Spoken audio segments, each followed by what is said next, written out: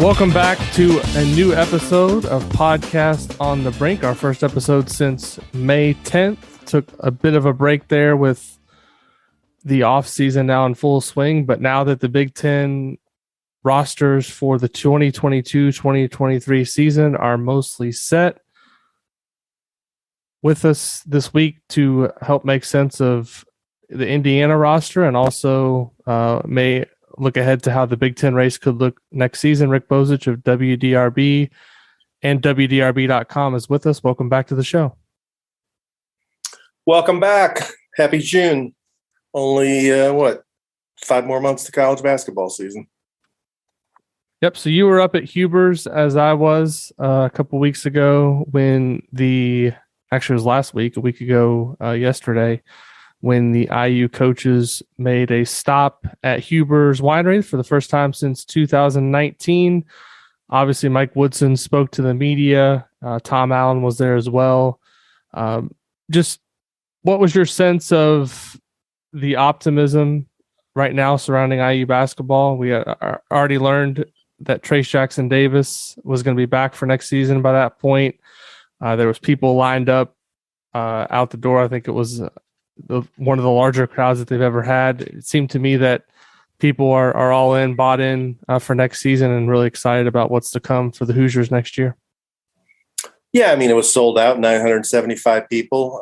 When I went inside to watch Tom Allen and then Mike Woodson speak, there really were no seats available and people standing around the edges. It was a reminder maybe back to the early days of Archie Miller or Tom Crean, where people were enthusiastic about the direction of the program. And, they should be. It was less than a week after Trayce Jackson-Davis announced he was coming back. And you could argue that among guys who've decided to return to college basketball this year, it's probably the second biggest announcement of all, but right behind Oscar Tshiebwe of Kentucky. So you put him in there with 3 returning starters and a full roster with a top 10 recruiting class, and there's reason for people to get excited about Indiana basketball again.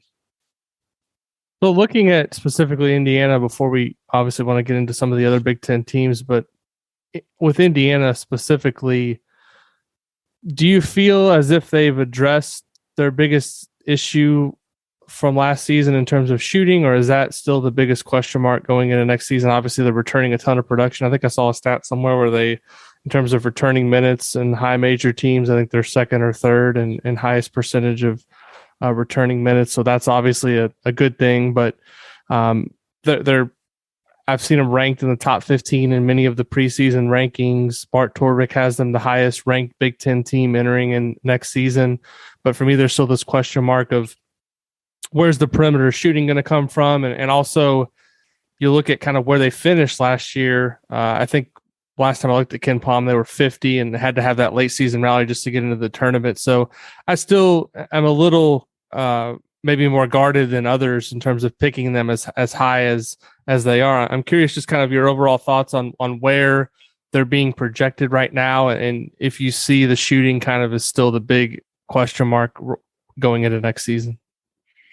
I think a couple of things. One is, the shooting is a question mark, but it's more than just shooting. It's guard and wing play overall. Its ability for people to set up their teammates. Its ability for those guys to attack off the dribble. I think the big problem with last year's team was they had 2 guys in the starting lineup who had similar skill sets, in Miller Kopp and Parker Stewart.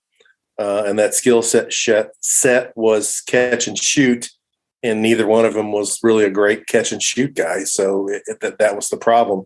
Had they fixed that or addressed that? I mean, we'll have to see evidence of that to be sure. But I guess what I would say in terms of, what they were last year, I mean, they were ranked higher than that for a good portion of the year. They kind of fell off late in the year when they had that losing streak, and then the bad loss to St. Mary's in the NCAA tournament, I think, knocked them down 10 spots alone. But I think you have to view it in the context of they're not competing in last year's Big Ten anymore. And every other team in the Big Ten that's going to be a contender suffered significant losses. And really for Indiana, the only significant losses would be Parker Stewart, because he started and played a bunch of minutes, and Rob Finney when he was healthy, because he did help them win a couple of games. Lander and Durr were really no factors. So if you have normal improvement from some of the guys who come back, especially some of the younger guys, and I'm talking about Bates and Geronimo and Trey Galloway, and you have any kind of contributions at all from the freshmen, I think they're definitely deserving to be in consideration of one of the top 3 or 4 teams in the league, and perhaps even the favorite. Looking at the players beyond Trace Jackson Davis, Race Thompson, Xavier Johnson, I feel like all 3 of those guys you can project with some certainty what they're going to be next season based on their track record. Xavier Johnson played a long time at Pitt and then obviously played last year at Indiana. Race Thompson, there's a strong body of work for him as a college player. Same thing goes for Trace Jackson Davis. But beyond that on the roster, I feel like there's some question marks just in terms of who the other starters are going to be and what roles everybody's going to play. Who are maybe 1 or 2 guys that you're looking at and saying if this guy kind of reaches his potential or this guy takes a step forward, Indiana becomes much more, has a much higher ceiling than if this player kind of doesn't break out next year? Yeah, I mean, I'm not going to use the freshmen in that because they're so unknown, and I really haven't seen enough of them playing. I would say there's probably 4 guys you'd put on that list, and I wouldn't put Kopp on that list because he's played 4 years and we kind of know who he is and what he is. The top of the list, I'd say Tamar Bates, because he showed at times the ability to be a scorer from the wing, and that's what they need.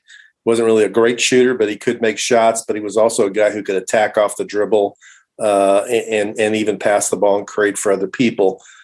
What he has to show is he can be more than that, though. I thought at times when he got in the game, his first motivation was just to shoot the ball, and he's got to show when he gets in the game he's going to play all parts of the game.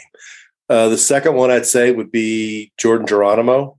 From what I've read, he's asked to play the 3, and for him to get major minutes, he's probably going to have to play the 3 because Thompson and Davis will be out there, and he'll have to make a major step forward to play the 3 because ball handling and outside shooting have not been his strengths. So I don't know if he can make that kind of a jump in 1 year to be a top of the Big Ten type player. He's got the athletic ability to do some things that nobody else can do.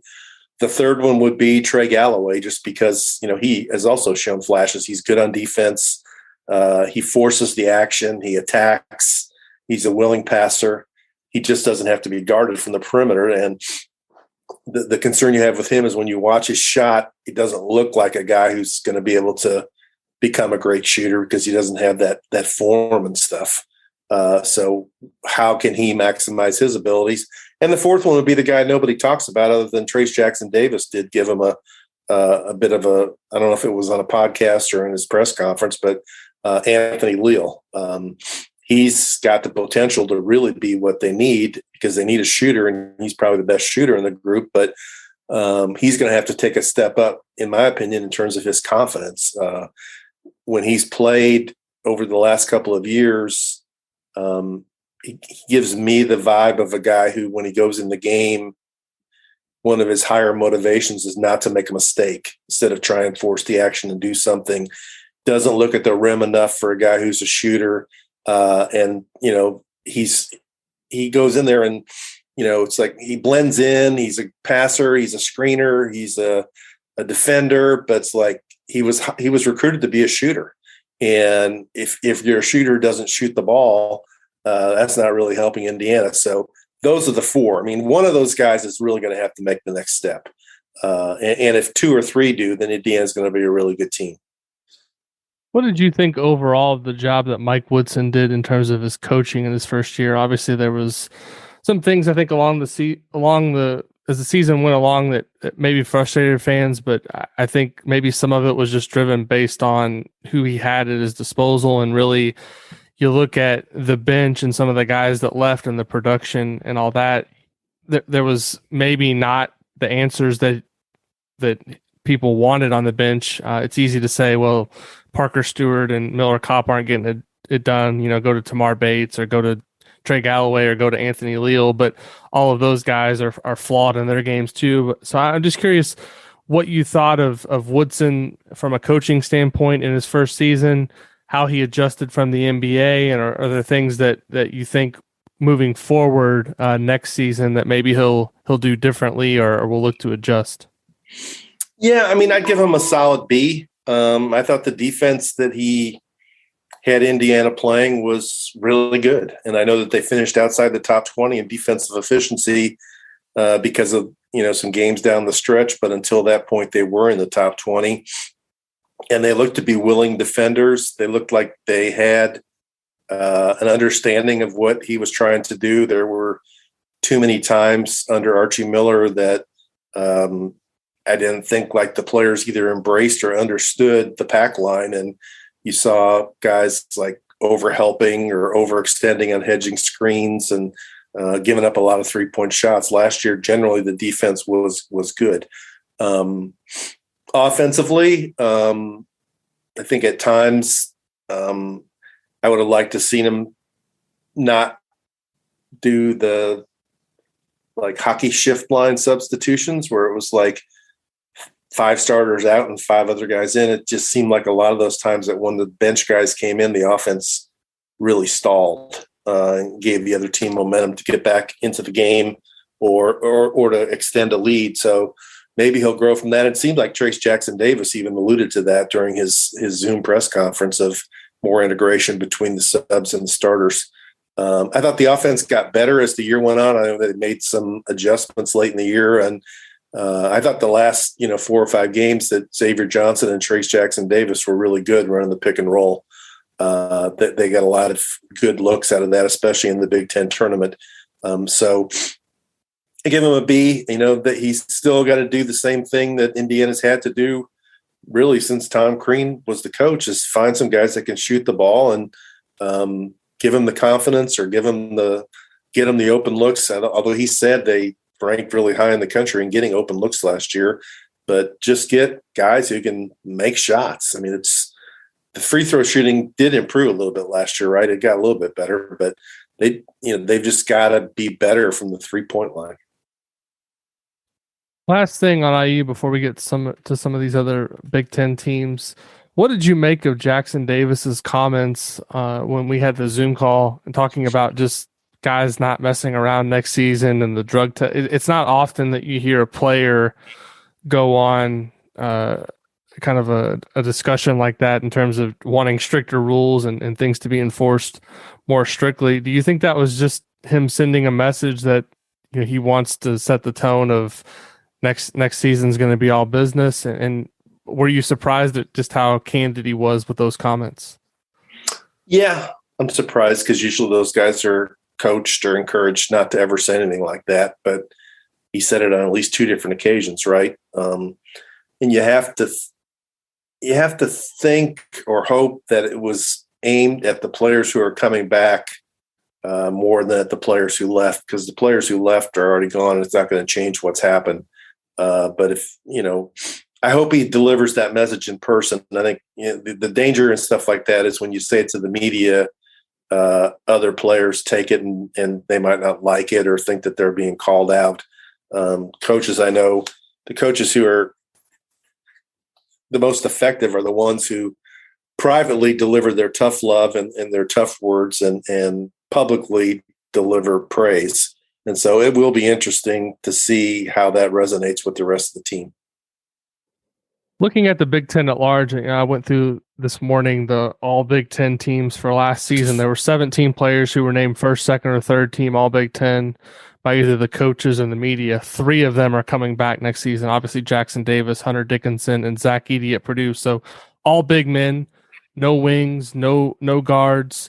Every year I feel like we talk about the Big Ten's going to be great again next season. And the last few years, I think that's been the case. But overall, kind of looking at the league going into next season, it feels like there's going to be some regression.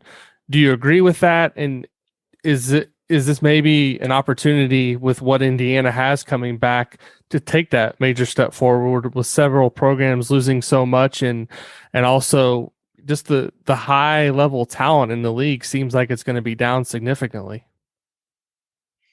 Yeah, I think couple things are at play. One is there were some surprising decisions by guys who were really not considered high draft picks to stay in the draft. So that hurts. Second thing was, as you've noted and other people have noted, really over the last 3 or 4 years, it's like the Big Ten really hasn't been recruiting at the highest level. Other leagues have gotten better players overall.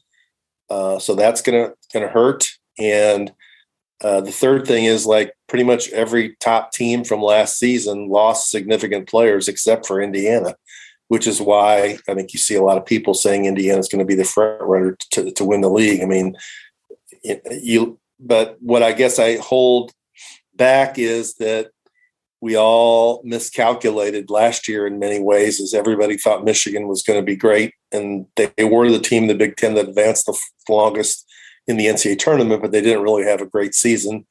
Everybody thought Wisconsin was going to take a step back, I guess, and they didn't. Then they tied for first in the Big Ten, I believe.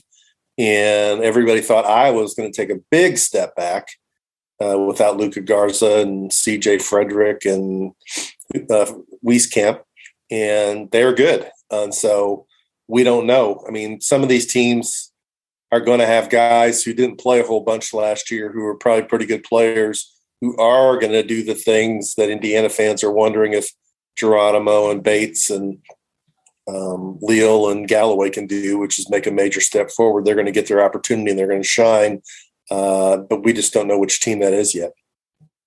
So looking at Bart's rankings, which really you can look at preseason top 25s or top 40s, whatever, from national writers, but I kind of want to look at a computer ranking that is not taking that human bias into account, and has, year over year kind of makes adjustments and things like that, and is basing it just on returning production and projecting freshmen, which isn't easy to do. Obviously, we'll look at Ken Palm as we get closer to the season, but those rankings won't be out until probably October. But the Big Ten teams in the top 50 of Bart's rankings right now, he's got Indiana the highest at number 12, followed by Illinois 13, Michigan State 23, Purdue 28, Michigan 30, Iowa 36, and Rutgers 50. The one that kind of surprises me that's not in there is Ohio State. They're 60. I know they lost a lot, but they do have a really good recruiting class.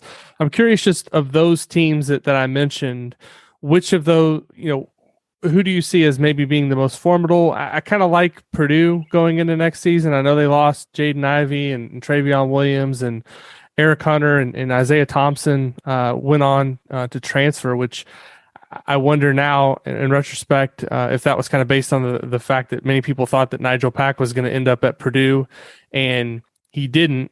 And now Purdue's kind of left with trying to figure out its point guard situation. But I still like, just year in and year on basis, what Matt Painter's been able to do in terms of building a formidable team. And Illinois and Michigan State, I think, also have some positives. So I'm just curious for your thoughts on kind of that group of teams that's right behind Indiana in these early projections from Bart, and which ones do you are standing out to you at this point in time as we sit here on June 2nd? Well, I would go probably with Michigan State and Purdue for several reasons. One is that Izzo and Painter have proved it year in, year out. I mean, they're the deans of Big Ten coaches. Izzo, number one, Painter, number two. Michigan State, although they did lose Christie and Bingham and one of their big guy, I guess, but Gabe they got their starting right. They got their starting backcourt back, right? And I think it's such a guard-oriented game that's significant. And Izzo usually can find guys to man the post positions. I don't know what they have coming in terms of recruits, how good they are for sure. But he's got his starting guards back. He's got a system in place, and he'll be. I don't think it's going to be one of his better teams, but he'll be in the race like they always are. After that, I like Purdue, although they're the opposite of Michigan State, where their returning strength is in the front court with Edey, and I think Gillis is going to be a really good player. First should step forward. You got to throw Trey Kaufman in the mix. And at guard, then they do have two guys. Ethan Morton obviously is not a great scorer, but he's he's third year guy who's probably going to play point guard. He's a good distributor and defender, and he's a bigger guard. And Brandon Newman has played, so they could put 5 experienced guys out there, and then supplement them with the youth. So I'd say Purdue will be in the mix, and then after that, probably Illinois. Although I hesitate more on them, not because they're losing Kofi, but because they lost their entire backcourt with Frazier and Plummer and Curbelo. I know they've got some of the best transfers in the country coming in there, but do they have elite guards that can win early in the Big Ten? So if I had to rank them, I'd say probably, I don't know. I might go Purdue first, then Michigan State, then Illinois.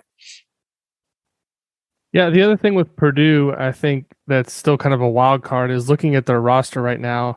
I believe they have 10 scholarship players, so they could have a move or two to make right. Still. There's still guys in the transfer portal. There's only actually, I think, 2 Big Ten players that transferred out that are still in the portal. But if you look around the country, I think there's probably some guys that are still out there that they could have a chance to make a move on. Illinois is an interesting team. I agree. They did lose all their backcourt, but they are bringing in, I think, 3 top 100 recruits, 2 transfers from Baylor, although Matthew Mayer is really the only one that played a significant role there, and then Terrence Shannon Jr. From Texas Tech, who many people thought wanted to go to Michigan, but didn't seem like he was able to get in there, so he ends up at Illinois. So a break there for the Illini. I think they'll be in the mix too. Michigan is another team that's interesting to me. Maybe I'm higher on Michigan every year just because of how well they've played against Indiana. I know Indiana had that game against them in the Big Ten tournament where they're able to break that long losing streak, but it seems like Michigan always plays well against Indiana. They're bringing back Hunter Dickinson. Terrence Williams is a guy that has always played well against Indiana. They're bringing in also 3 top 75 recruits and a transfer point guard from Princeton. They seem to be another team that will be in the mix. What do you think just in general of the Wolverines? I mean, they lose Diabate in Houston, who I think could have made significant jumps forward, but they weren't necessarily huge contributors. I think the biggest loss that they maybe had was Eli Brooks and the experience he had in the backcourt. Yeah, I'm not going to go as crazy over Michigan because their guards are young. I think you can win a decent amount of games with freshman guards, but if you're relying on mainly freshman guards, I think that's not a formula to win the Big Ten because of the physicality of the play. High school players aren't used to that, and you're going against older guys who've been through the league, and Michigan they've got talent, and Juwan Howard always restocks pretty quickly, but I would hesitate. Llewellyn is coming in from the Ivy League. I guess we've seen some Ivy League guys come in. The kid that came into Ohio State, he was okay, right? What was his name? The Ivy League guy came into Seth Towns, but he's been hurt. I think he came in, but they had Notre Dame had an Ivy League guy come in. What? Notre Dame had an Ivy League guy came in last year who's supposed to be really good. He's just okay. Generally speaking, the Ivy League guys who drop down academically into Big Ten schools are stepping up athletically, and there's a reason they started out in the Ivy League. If they would have been that good, they wouldn't have been in the Ivy League. Yeah, Michigan had some success a couple of years ago with the transfer up in Mike Smith, but then we saw last year they had Devontae Jones come in from Coastal Carolina, which is obviously not the Ivy League, but a lower level league. And he came in and did some good things, but he clearly wasn't maybe the caliber point guard that Michigan needed to take their team to the next level. Ohio State's another one that it kind of surprised me a little bit how low Bart had them at 60. I get it from the standpoint of EJ Liddell and Branham are both gone, but they have Zed Key, Eugene Brown, Justice Suing back, and they have, counting them up, 4 top 75 recruits. They got Sean McNeil from West Virginia. They got a transfer from Wright State, Oklahoma State, and Holtman,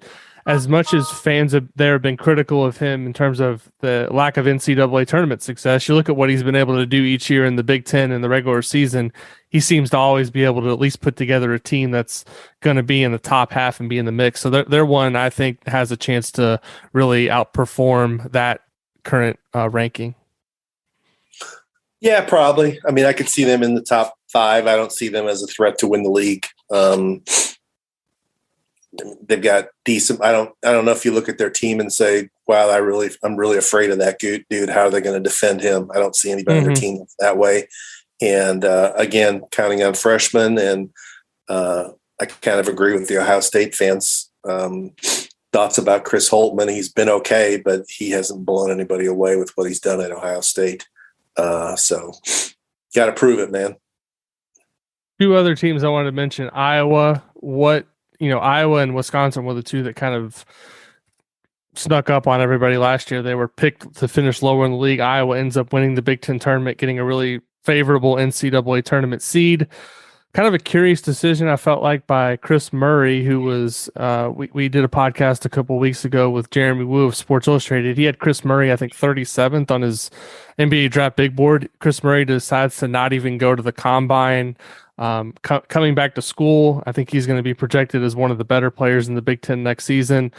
Iowa, I think we can count on Fran to put together a team that's going to be able to score. They were a little bit better defensively last year, but do you look at Iowa and say they have a chance to be in the mix, or are they maybe a player or 2 away from being a team that can be in that upper half?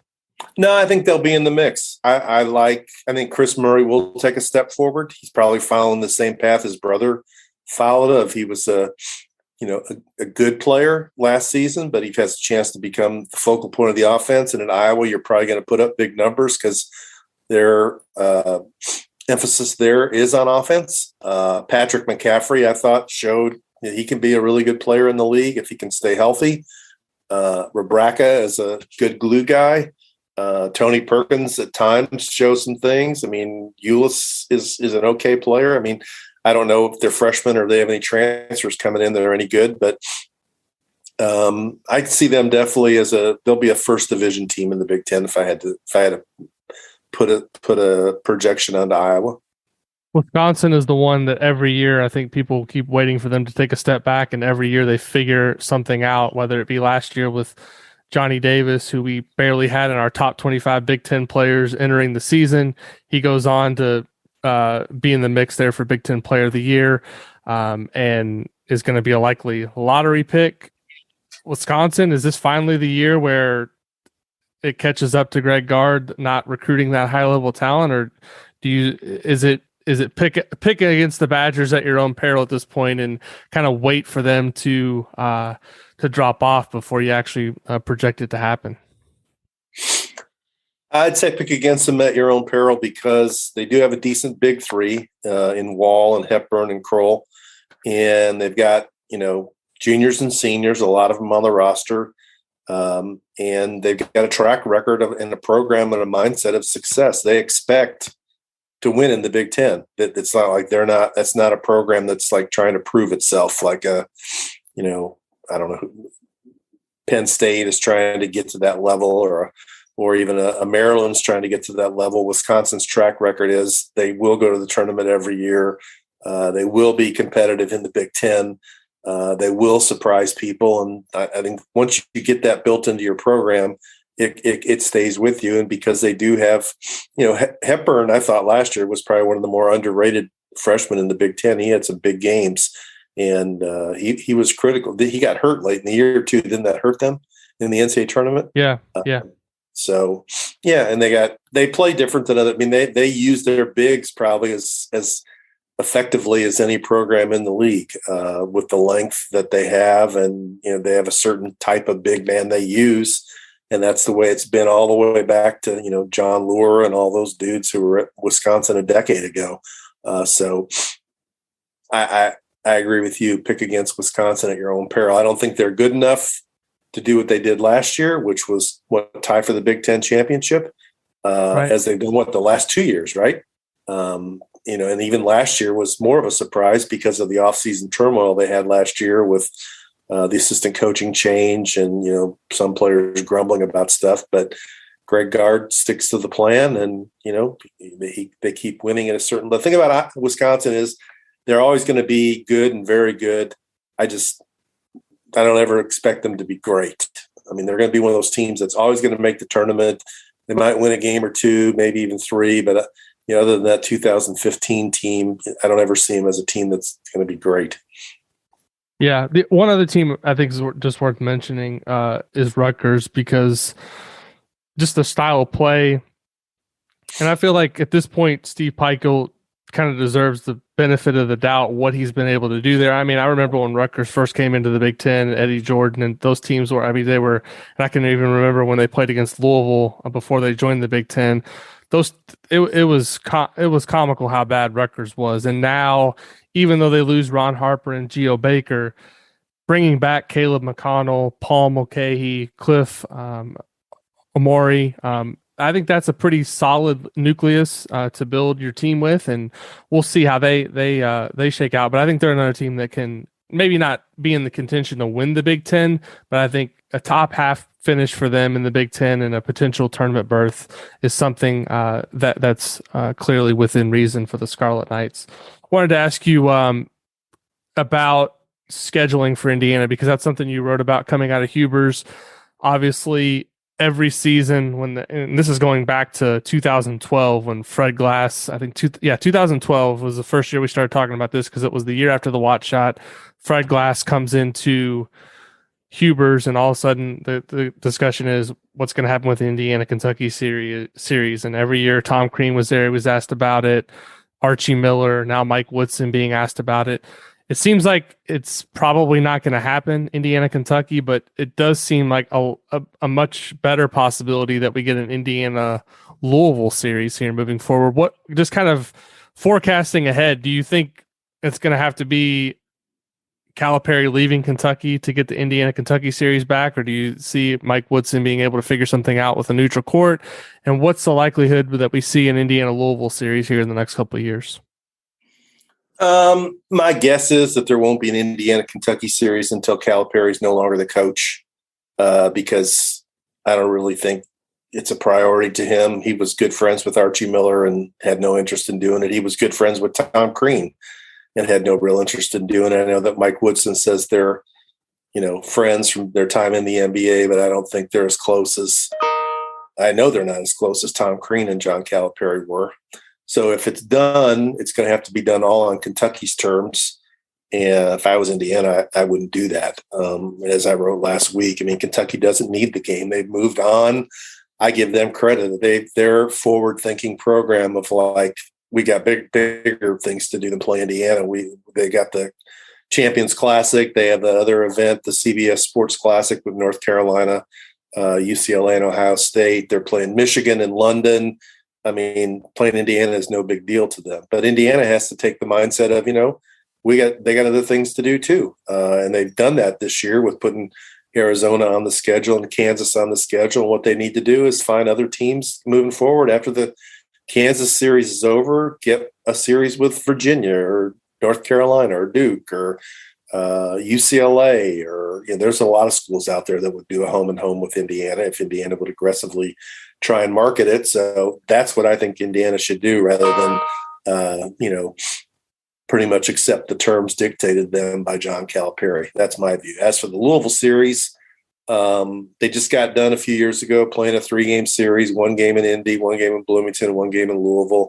I'd like to see that happen again. I think that's good for everybody. And Kenny Payne and Mike Woodson are legitimately good friends. Woodson said he's talked to Kenny Payne, and I understand Louisville not wanting to do it right now because Kenny Payne's just putting his team together, and he doesn't want to overschedule his team into a bunch of non-conference losses. So give him a couple of years to get his program up and going, and then schedule the series. And I think that would be a game that ESPN or CBS or Fox or whoever would like to put on TV, whether it would be in November or December. And I think that'd be a great direction for both those programs to go. With Indiana's non-conference schedule next year, Kansas, Arizona, likely a home game in the Big Ten ACC Challenge. Do you think that's probably going to be it in terms of marquee opponents? The rest of it kind of fills out with kind of mid-tier to lower tier games, or do you think there's room in there for maybe one more marquee game? I'd say 4, or what do they have now? They've got 2 for sure. In the ACC Challenge would be 3, and then the GAVA games is 4. I'd say 4 is probably it. Maybe throw game against a Missouri Valley Conference team in there, or a Conference USA or Sun Belt team in there, and then the rest of them will be home games against teams that, aren't that great. That's the way pretty much everybody does it these days. And, now that you have 20 conference games, it's different than the days of 18. So I think if you go with 4 really strong non-conference games, 20 conference games, that's 24 of your 30 or 31 games that are important to your resume, and that's good enough. The only downside with this year is if they end up playing those 4 games, that only one of them will be in Assembly Hall. And I always like to see home fans, whether it's in Bloomington, Louisville, or Lexington, to get more of the attractive non-conference games at home. I understand the players, it's fun to go to Vegas or Madison Square Garden or Chicago or whatever, but to ask home fans to come out for the Kennesaw State and Robert Morris or whatever other games at 9:00 on a Thursday night in November, December is asking a lot. You can read his work at wdrb.com. Rick Bozich, thank you for the time this week on Podcast on the Brink. We enjoyed the conversation. All right. Thank you.